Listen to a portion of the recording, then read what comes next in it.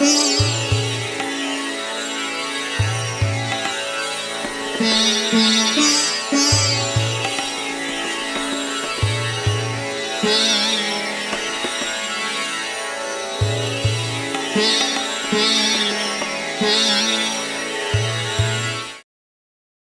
प्रिय उपवाक्य है unity in diversity, लेकिन वास्तविकता है इससे उल्टी, डाइवर्सिटी इन यूनिटी। यही देखने को मिलती है। राजनैतिक दृष्टि से हम में यूनिटी है, परंतु उसके अतिरिक्त हर बात में डाइवर्सिटी। हर कोई अपने को अलग मानता है और दूसरे सबको अपने हित के लिए रुकावट। किसी भी तरीके से वह चाहता है कि वो दूसरों को पछाड़ कर सबसे आगे निकल जाए। यह बात केवल सड़क पर वाहन चलाने वालों के लिए ही सही नहीं है, वरन जीवन के सभी पहलुओं में इसे देखा जा सकता है। तो पुरानी कहानी थी कि केकड़े बेचने वाली भारतीय कंपनी ऊपर का ढक्कन न लगाकर काफ़ी पैसे बचा रही थी। कारण यह बताया गया कि कोई केकड़ा बाहर नहीं निकल पाता, क्योंकि सभी दूसरे से आगे निकलने के लिए दूसरे की टांग खींचते रहते हैं तथा इस कारण ऊपर तक कोई पहुंच ही नहीं पाता। ऐसे में ढक्कन लगाने की ज़रूरत ही नहीं पड़ती। स्पष्ट है कि यह टांग खींचने की क्या ज़रूरत है। हर कोई चाहता है कि वह स्वयं ऊपर चढ़ सकें, अपने लिए रास्ता बनाने का विचार रहता है। परंतु हमारे भारत में दूसरी दिशा देखने को मिलती है। यहाँ टांग खींचकर ऊपर जाने की होड़ नहीं है, बल्कि हर कोई चाहता है कि उसे पिछड़ा हुआ माना जाए। शायद संसार का यह अनोखा देश होगा जहाँ इस बात पर मुकदमेबाजी होती है कि अधिक पिछड़ा हुआ कौन है, और उच्च न्यायालय एवं सर्वोच्च न्यायालय इस पर गंभीरता से विचार करते हैं। गुजरात में पाटीदार, राजस्थान में गुर्जर, महाराष्ट्र में मराठा, हरियाणा में जाट, हर कोई चाहता है कि उसे पिछड़ा माना जाए। जिनको पिछड़ा मान लिया गया है, उनमें होड़ इस बात पर है कि उनमें से अधिक पिछड़ा कौन है। दलित के साथ महादलित का नाम भी अब सुर्खियों में आने लगा है। जो लोग मसीहा द्वारा बचाए जाने से स्वर्ग पाने या जन्नत में हूरें पाने के लालच में धर्म परिवर्तन किए थे, वे भी अब माया पाने के लिए अपने को पिछड़ा घोषित करने पर जोर दे रहे हैं। जो धर्म इस बात का प्रचार करता है कि उसका विश्व में समानता स्थापित करने के लिए आविर्भाव हुआ है, वह भी अपने में से कुछ बल्कि कई को पिछड़ा मनवाने के लिए आंदोलनरत है। इस सब में एक बात एक जैसी है कि हर कोई कहता है कि वो दूसरों से अलग है। पाटीदार में भी कहा जाता है कि उनमें कई उपजाति हैं तथा एक जाति दूसरी जाति से अलग है और हमारी जाति ही पिछड़ेपन की वास्तविक हकदार है। यह बात केवल आरक्षण के संबंध में ही सही नहीं है। जातिगत अथवा अन्य कारण से कई स्थानों के लोग केवल अपने निवास स्थान के कारण अपने को अलग मानते हैं। बंगालियों को इस बात का घमंड है कि उनके यहाँ टैगोर हुए और इस कारण वह संस्कृति की दृष्टि से शेष भारतवासियों से अलग हैं। तमिलनाडु वासियों का कथन है कि उनकी भाषा प्राचीनतम है और इस कारण वह उनसे भिन्न हैं जिनकी भाषा संस्कृत से उत्पन्न हुई हैं, अथवा संस्कृत से जिन्होंने शब्द ग्रहण किए हैं। स्वयं उन्होंने अपने को अलग सिद्ध करने के लिए संस्कृत से आए शब्दों को निकाल बाहर करने के लिए आंदोलन चलाया। एक समूह है जिसमें वो लोग हैं जिनमें अंग्रेज़ों ने भारतीय से विवाह कर लिया था। ब्रिटिश सरकार ने उन्हें एंग्लो इंडियन कहा ताकि वो अलग रहें। संविधान बनाने वाले काले रंग के अंग्रेज़ों ने इस विभाजन को यथावत रखने का निर्णय लिया तथा उनके लिए लोकसभा तथा विधानसभाओं में नामांकन की व्यवस्था भी रखी, क्योंकि वो संख्या में इतने नहीं थे कि स्वयं चुनकर आने की स्थिति में होते। आज तथाकथित स्वतंत्रता के 70 वर्षों के बाद भी उनका अलगावपन नहीं जा पाया है। अलगाव में ही प्रगति है, ऐसा उनका विश्वास है, जिसमें वो अन्य भारतीयों से भिन्न नहीं हैं। स्वतंत्रता के पश्चात यह निर्णय लिया गया कि आदिवासियों को अलग रखा जाएगा। उन पर संविधान के सभी प्रावधान लागू नहीं होंगे। अनुसूची 5 और 6 इसी आशय से शामिल की गई। उनके विकास के लिए कोई कार्यक्रम लेने का प्रश्न ही नहीं था, क्योंकि इससे वो दूसरों के समकक्ष आ जाते और उनका अलगावपन समाप्त हो जाता। उन्हें अलग रखने की नीति का पूर्ण रूप से पालन किया गया। यह बात धर्म के लिए भी उतनी ही सही है। उनके लिए भी थके हारे लोगों द्वारा बनाए गए संविधान में उन्हें अलग रखने के लिए प्रावधान किए गए और उन्हें पिछड़े रखने के लिए सभी प्रकार के प्रयास किए गए ताकि कहीं वो अन्य के साथ मिलकर काले अंग्रेज़ों को सत्ताच्युत न कर दें। समय के साथ इस भावना की लगातार पुष्टि की जा रही है। राजनीतिक दलों का तो काम ही बांट कर रखना है। यदि जनता आपस में एक हो गई तो उन्हें खतरा हो सकता है। इस कारण येन केन प्रकारेण उन्हें अलग रखना ही है। इसके लिए इतिहास के साथ भी खिलवाड़ किया जाता है, कानून के साथ भी आंख मचैली खेली जाती है। जातीयता का रोना रोया जाता है क्योंकि वो फैशन है, पर उसी को प्रोत्साहित किया जाता है। यह जातीयता का रोना आरंभ ही इसलिए किया गया कि अलगाव की भावना को पोषित किया जाए। इसका वास्तविक प्रयोजन यह था कि सिद्ध किया जा सके कि हमारा भूतकाल ऐसा था जिसमें केवल शोषण था और कुछ नहीं। उपनिवेशवादियों का तो सतत संदेश था कि वो भारत के नागरिकों को सच्चे धर्म में ले जाकर बचाने के लिए ही भारत में आए हैं। भारत की जो समृद्धि थी वह तो संयोगजन्य थी, उससे उनको लाभ हुआ तो वह भी संयोग ही था। वास्तविक लक्ष्य तो समाज सुधार का था, लोगों को सही धर्म में लाने का था। दुर्भाग्य की बात यह है कि तथाकथित शिक्षित वर्ग भी इस अलगावपन की नीति के विरुद्ध नहीं है, बल्कि इसका परोक्ष रूप से स्वागत करता है। इसमें उनका भी इतना दोष नहीं है, क्योंकि बचपन से ही उन्हें इस बात के दुष्प्रचार के साथ ही रहना पड़ता है। वो लोग जो अलगाव के वातावरण में पले बड़े, वो इसके इतने मानूस हो चुके हैं कि उनके लिए इससे बाहर की दुनिया से सरोकार नहीं रह गया, और कुएं के मेंढक की तरह वह उस कुएं को ही संसार मानते हैं। आसमान उन्हें दिखता तो है, किंतु वो इसे केवल कल्पना भर मानते हैं, जिसका वास्तव में कोई अस्तित्व नहीं है। पंथनिरपेक्षता के नाम पर वो इस अलगावपन को न केवल स्वीकार करते हैं, वरन इसको सुदृढ़ करने के लिए भी कार्यरत रहते हैं। भारत का मूल मंत्र सदैव अनेकता में एकता रहा है। एक दूसरे को समझना, एक दूसरे की भावनाओं का आदर करना इस देश के मानसिकता में सदैव रहा है। विप्रा बहुधा वदंती हमारा आदर्श रहा है। जिस देश में एक साथ छह दर्शन तथा अनेकानेक उपदर्शन साथ साथ विकसित हो रहे थे, उसमें अनेकता में एकता ही प्रदर्शित होती है। इस देश में किसी सुकरात को विष पीना नहीं पड़ा, किसी गैलीलियो का अपने मत का सार्वजनिक रूप से त्याग नहीं करना पड़ा। इस सब अनेकता के बीच एकता परवान चढ़ती रही। इसमें संदेह नहीं कि समय समय पर कुछ बुराइयां भी जीवनचर्या में, पंथ विशेष में प्रवेश कर गईं, परंतु इस देश में ही उसके विरुद्ध सुधारक भी समय समय पर जन्म लेते रहे तथा देश की परंपराओं को पुनः पटरी पर लाते रहे। विश्व में इस प्रकार का एक ही अन्य उदाहरण मिलता है, ईसाई धर्म में प्रोटेस्टेंट सुधार, परंतु उसका परिणाम भयंकर रक्तपात के रूप में प्रकट हुआ। भारत में ऐसे सुधारों से देश की सांस्कृतिक विरासत में कोई अंतर नहीं आ पाया। किसी रक्तपात की, किसी उत्पीड़न की घटना नहीं हुई। अनेकता में एकता के सिद्धांत को आंच नहीं आए। इस देश को बदनाम करने के लिए वर्ण व्यवस्था के बारे में जमकर दुष्प्रचार किया गया, परंतु ऐतिहासिक तथ्य है कि अंग्रेजों के आने से पहले वर्ण व्यवस्था के बारे में कोई विपरीत बात देखने में नहीं आती। इस्लाम में उन सभी काफिरों से समान रूप से नफरत की जाती थी जो उनके धर्म को अपनाने को तैयार नहीं थे। उनमें वर्ण व्यवस्था का कोई दखल नहीं था। जजिया सब काफिरों पर एवं जिम्मियों पर बराबर लगता था। यह दुष्प्रचार किया जाता है कि तथाकथित निचली जाति के लोगों, जो ऊपर की जातियों के जुल्म का शिकार थीं, ने इस्लाम धर्म को स्वीकार किया।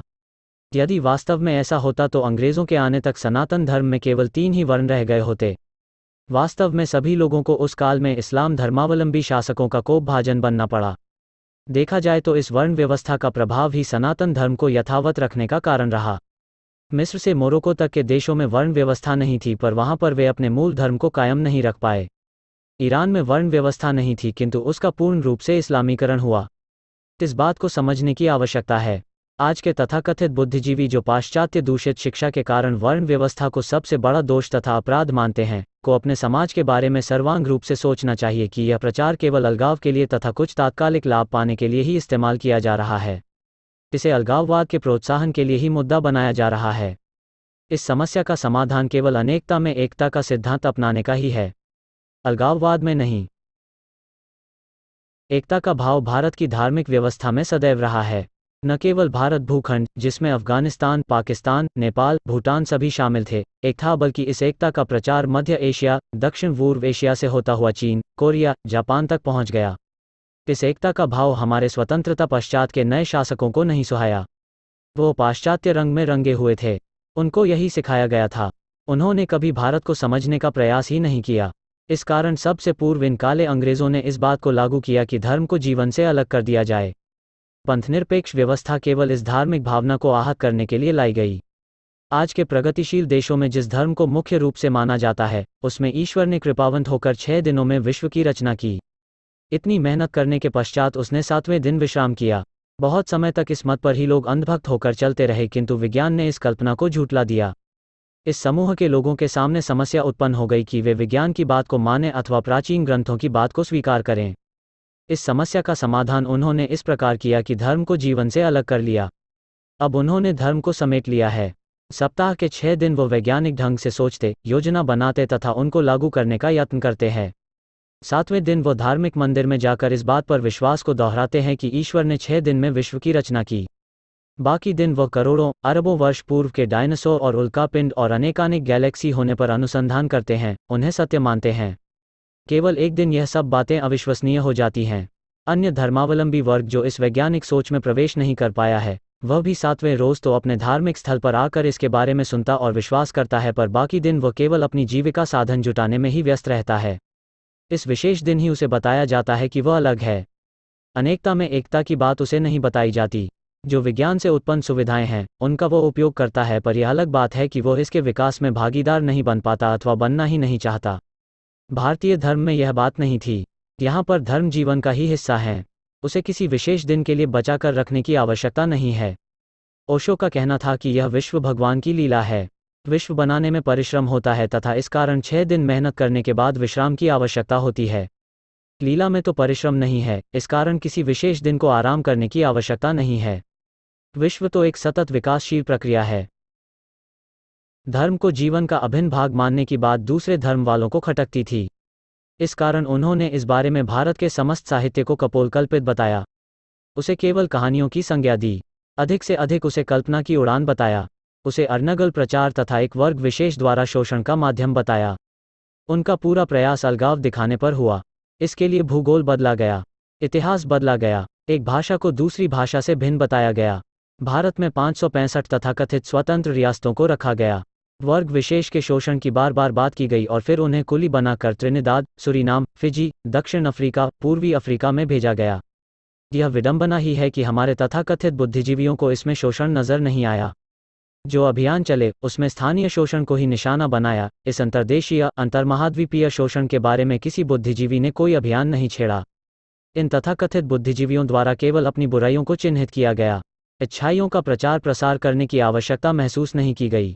ब्रह्मो समाज वाले तो यहाँ तक गए कि अपने को हिंदू कहने से भी कतराने लगे। अपने को भारतीय कह लेते थे, यही उनकी कृपा थी। होम रूल की बात भी इन तथाकथित बुद्धिजीवियों ने नहीं की। उसके लिए एओ ह्यूम को सामने आना पड़ा। इस बात का जितना भी विस्तार किया जाए कम है, किंतु मुद्दे की बात यह है कि इनके द्वारा अलगाव का ही प्रचार किया गया, एकता का कभी नहीं। और दुर्भाग्यवश यह परिपाटी चली आ रही है। जो लोग इस मौलिक एकता की ओर ध्यान केंद्रित करने का प्रयास करते हैं, उन्हें प्रतिक्रियावादी, दकियानुसी, भूतकाल में रचित लोगों की संज्ञा दी जाती है। उनके विरुद्ध बनावटी बातें कहकर उपहास का पात्र बनाया जाता है। कहीं किसी आशाराम का नाम लेकर, कहीं इतिहास का भगवाकरण कहकर, कहीं फलित ज्योतिष के नाम पर सनातन धर्म को लांछित किया जाता है। चाहे वामपंथी हों अथवा तथाकथित उदारवादी, सबका उद्देश्य एक ही है, अलगाववाद को जिंदा रखो। उसके नाम की रोटियां सेको और खाओ। पर नहीं, यह भी पूर्ण सत्य नहीं है।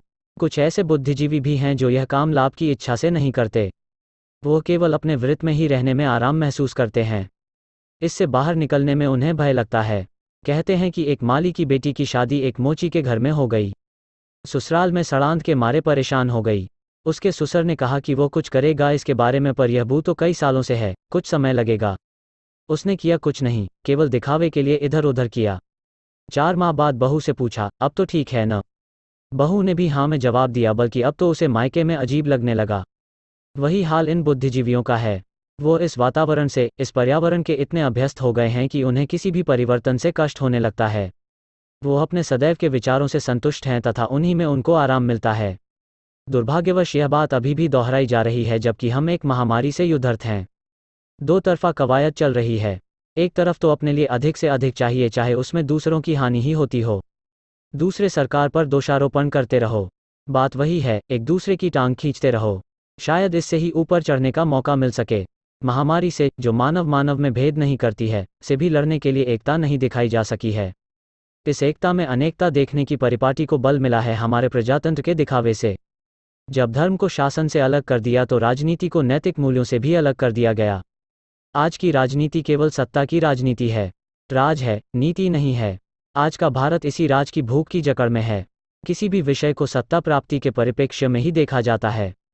कोई भी समस्या हो, उसके उसी पहलू को देखा जाता है जिसके प्रति हमारा रुझान होता है, और वो रुझान केवल सत्ता प्राप्ति पर केंद्रित है।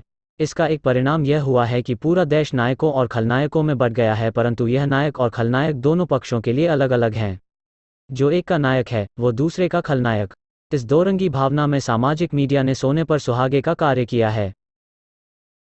किसी भी बात को तोड़ने मरोड़ने के लिए बुद्धिशील व्यक्ति तैयार बैठे हैं। हाल का एक समाचार लें। कांग्रेस नेत्री प्रियंका ने कहा है कि उत्तर प्रदेश के पंचायत चुनाव में 170 व्यक्ति मारे गए हैं जो सरकार की मूर्खता का द्योतक हैं। परंतु इस बात को अनदेखा कर दिया जाता है कि उच्च न्यायालय ने पंचायत चुनाव के स्थगन से इनकार कर दिया था और इस कारण चुनाव कराने पड़े। तो सामान्य प्रश्न है कि इन मृत्यु के लिए दोषी कौन है? इस पर विचार किया जाना चाहिए, पर बात तो हमें उनकी करना है जिन्हें हम खलनायक मानते हैं। तथ्यों से इसका संबंध नहीं है। यह बात हर क्षेत्र में देखी जा सकती है। जो बात कर्नाटक में एक राजनीतिक दल के लिए सही है, वही बात छत्तीसगढ़ में उसी दल द्वारा गलत बताई जाती है। जो बात एक धर्म के लिए सही है वही दूसरे धर्म के लिए सही नहीं मानी जाती। दोनों के नायक अलग हैं, दोनों के खलनायक अलग हैं। एक के नायक दूसरे के खलनायक हैं। आम व्यक्ति ही नहीं, बुद्धिजीवी, अर्थशास्त्री, समाजशास्त्री, शिक्षक वर्ग सभी बटे हुए हैं।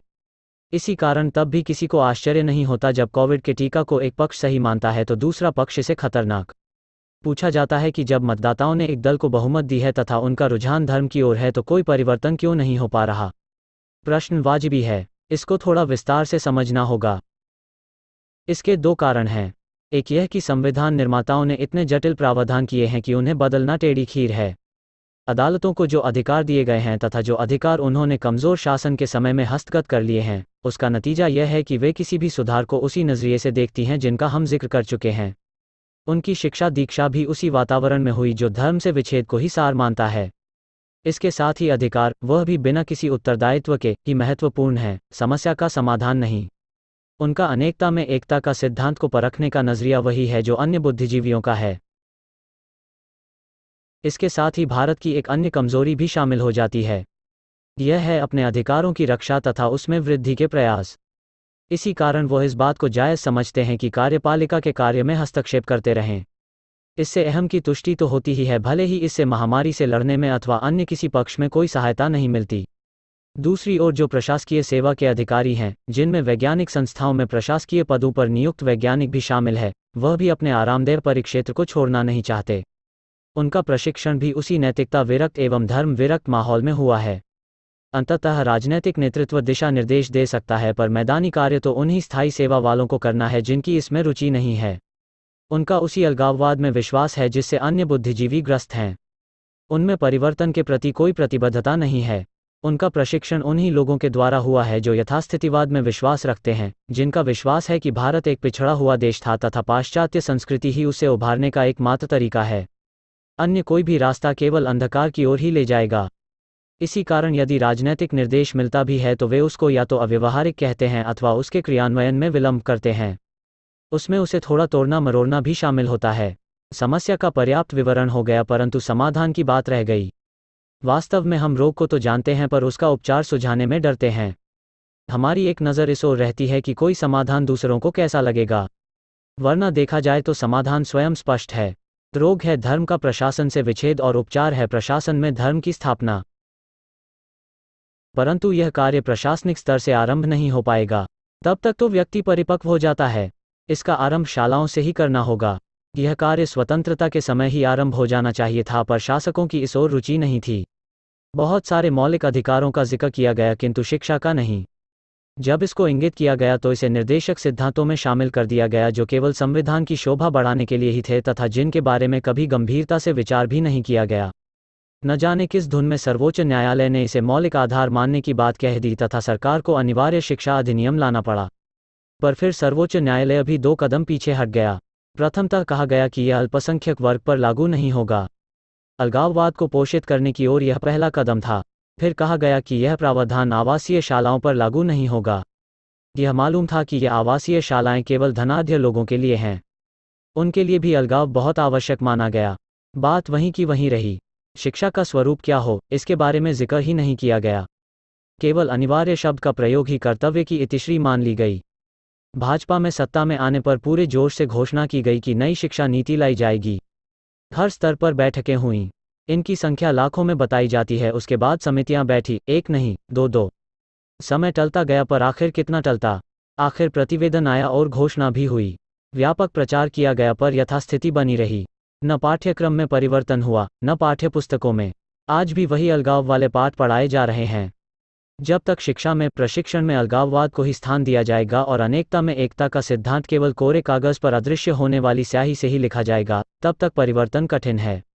इसके लिए प्रशासनिक व्यवस्था में आमूलचूल परिवर्तन करना होगा। प्रजातंत्र का वर्तमान स्वरूप भी बदलना होगा। पूरी विधिक प्रक्रिया को नया रूप देना होगा। स्पष्ट रूप से घोषित करना होगा कि भारत एक राष्ट्र है और इसमें किसी अलगाव का कोई प्रावधान सहन नहीं किया जाएगा। प्रशासकीय अधिकारी को, न्यायाधीश को अलगाववादी विचार को पूर्णतया त्यागना होगा। यद्यपि इसके बारे में दुष्प्रचार किया जाएगा, किंतु स्पष्टतः ही एक राष्ट्र होने का अर्थ एक रूपता नहीं है। जिस अनेकता में एकता को हमने सदैव अपनाया है, स्थापित रखा है, उसे ही मान्यता दी जाएगी। किसी भी आधार पर किसी को अतिरिक्त अधिकार नहीं दिए जाएंगे। सब समान होंगे तथा सबके साथ समान न्याय होगा। परंतु यह कहना आसान है, करना कठिन। जैसा कि पूर्व में कहा गया है, शासन से, प्रशासन से इसकी आशा करना व्यर्थ है। वे यथास्थितिवाद के पोषक है तथा उनके निश्चेष्टता को भेद पाना कठिन है। इसको जनता को ही अपनाना होगा। जिस प्रकार सरस्वती मंदिर स्थापित किए गए हैं, उसी प्रकार अनेकानेक संगठन इस कार्य को करने के लिए सामने लाने होंगे। शालाओं की एक समानांतर श्रृंखला तैयार करना होगी जो धर्म को जीवन का अंग मानकर ही विद्यार्जन में अग्रणी रहेगी। स्मरण होगा कि एक बार सरस्वती मंदिर की परीक्षाओं को पूर्ण मान्यता देने का निर्णय मध्य प्रदेश सरकार ने लिया था। इसे बाद की पंथनिरपेक्ष सरकार ने बदल दिया था। वैसी व्यवस्था फिर से लागू की जा सकती है, न केवल मध्य प्रदेश में वरन पूरे देश में। इसके साथ ही प्रशासकों पर भी लगातार दबाव बनाए रखना होगा कि वह नीति में धर्म को उसका उचित स्थान दें। अपनी संस्कृति, अपनी विरासत ही हमें पार लगा सकती है। इसके अतिरिक्त कोई अन्य मार्ग नहीं है। एकता में अनेकता ही सार है।